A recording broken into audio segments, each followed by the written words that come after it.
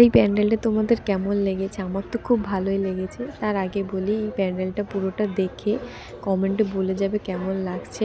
তো এই প্যান্ডেলটা দুর্গাপুজোর একটা প্যান্ডেল।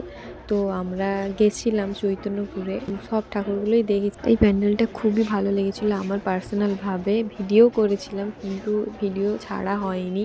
আজকে গ্যালারি ঘাঁটতে ঘাঁটতে দেখলাম ভিডিওটা, তাই পোস্ট করলাম তোমাদের কাছে। তোমরা জানিও কেমন লাগছে।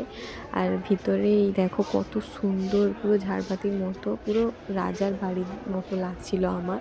যখন ঢুকে যাই ফিলিংসটা অন্যরকম লাগছিল। সবার ভিড়ের মাঝখানে দেখো ভিডিও করেছি, তাও যেমন পেরেছি। এই দেখো উপরে পুরো ঝাড়বাতির মতো সব, এদিকে এদিকে সবগুলো সব। আর এই মাঝখানে একটা ওই পাখি যেটা আছে ওটা ভালোভাবে নিতে পারিনি, এত ভিড় ছিল ওখানে, অনেকে সেলফি টেলফি তুলছিল, তার জন্য ভিডিওটা নিতে পারিনি।